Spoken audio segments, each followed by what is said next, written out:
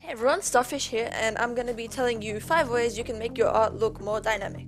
But before I begin, I'd just like to say that nothing I say here in this video is something you have to listen to. Whether you agree or not, that's entirely up to you, and I'm not here to dictate what you have to do with your art.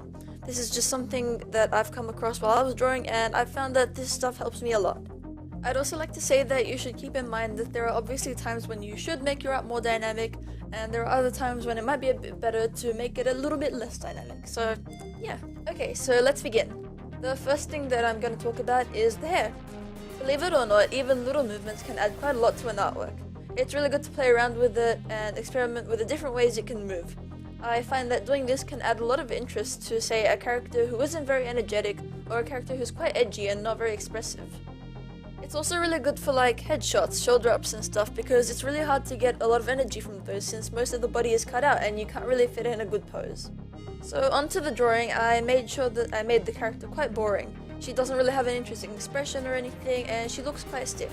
But I moved her hair around a little so it looks like maybe there's wind or something, and in my opinion I think it adds a little more to the drawing and just adds a bit more to look at as well.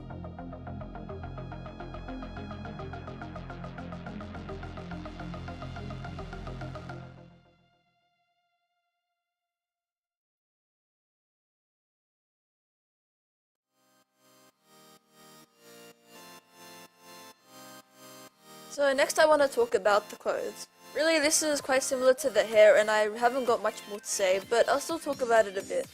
So very much like the hair, moving the clothes around can make your drawing look more dynamic. This definitely links a lot to the hair, since if you have like wind or something moving the hair, then it's pretty logical to move the clothes as well. So it's really good if you mix these two together. Again, for the drawing, I used a pretty boring pose. I really didn't do much except move the clothes, and like the first one, it adds quite a bit to the drawing, which, had I not done anything with the clothes, would have looked pretty stiff.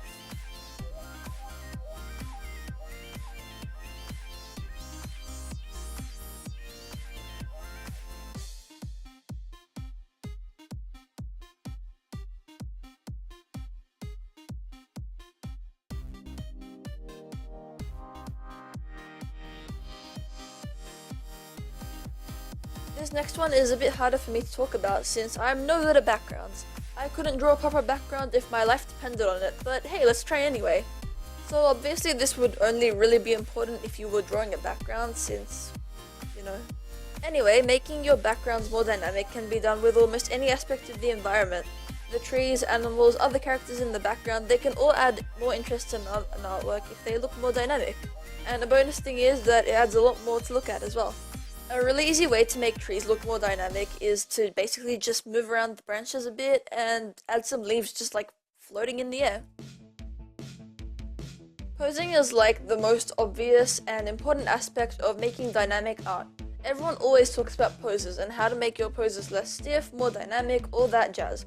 And honestly, despite all the attention posing gets, it definitely deserves it and much more, since it's super important. So here you can see that I've drawn up a few dynamic poses just to show you. A few things you can do to make your poses more dynamic, as I've labeled on all of them, is just to make the line of the shoulders and the hips not parallel.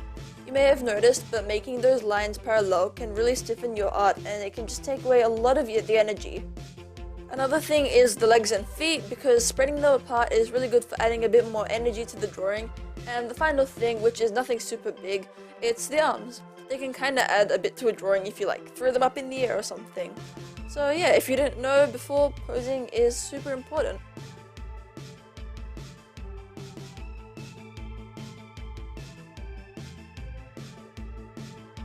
The last but definitely not least thing I'm gonna talk about is the facial expression.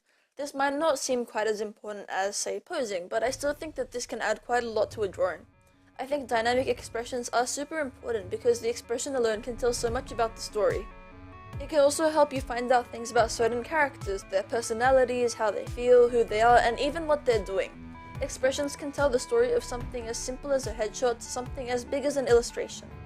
So in the drawing, I made the expression as exaggerated and expressive as I possibly could. I made the eyes asymmetrical to convey more emotion, and to add a bit more of a disgusted and shocked look, I made the mouth really big and the lower eyelids are twitched up a bit as well. And from the expression alone, you can already kind of figure out what's going on in the drawing, or at least begin to make small assumptions. Like, why is the character shocked? Did he see something he never thought he'd ever see? Maybe there's a worm in his apple. Maybe there's a worm in his pear. Maybe someone's forcing him to eat a pear and he doesn't even like pears. Okay, so for the final illustration, I made sure I combined all of these things into one super dynamic drawing.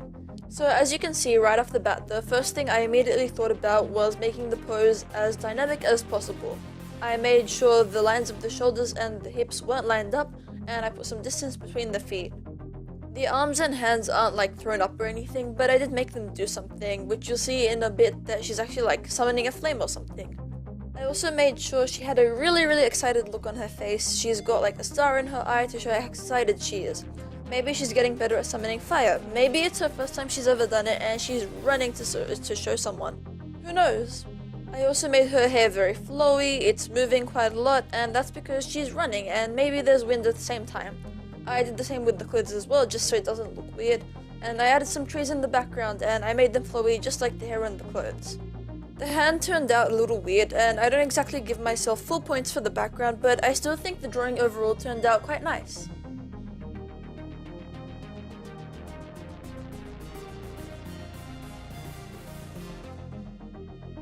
I hope you enjoyed this video, and I really hope I managed to somewhat help you in your search for ways to make dynamic art.